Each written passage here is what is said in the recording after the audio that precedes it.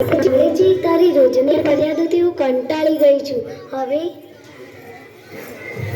અરે મારી માડી, ફરીથી ફરિયાદ આવી? આ ગોપીઓ મને સુખીથી રહેવા જ દેતી નથી. ઓહો, હેરાન તો તું ગોપીઓને કરે છે. એવું તે હોય માં, અમે બંને ભાઈઓ તો રોજ સવારથી સાંજ ગાયો ચરાવવા જઈએ છીએ.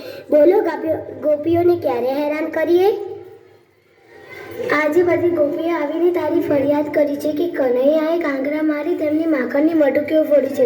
એટલું જ નહીં, પણ સિક્કામાં રાખેલું દહીં અને માખણ પણ તું ખાઈ ગયો. કનૈયા, તું આવો તોફાન કેમ કરે છે દીકરા? ગોપીઓ ખોટું બોલે છે માં, પૂછ મોટા ભાઈને. કનૈયાની વાત સાચી છે માં. નંદ બાપાના ઘરે દહીં માખણની ક્યાં ખૂટ છે કે અમારે બીજાના ઘરે ચોરી કરવી પડે? તું સાવ ભોળી છે માવડી. વળી માખણની ચોરી હું કરું?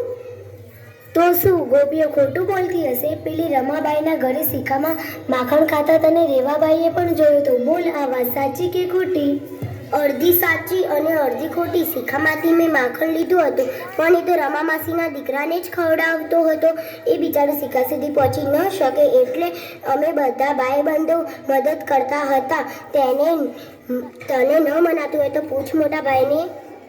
કાનુડાની વાત સાચી છે બા. તારી જેમ આ બધી ગોપીઓ પોતાના બાળકોને દહીં માખણ નથી ખવડાવતી. એ તો મથુરાની બજારમાં વેચી નાખે છે.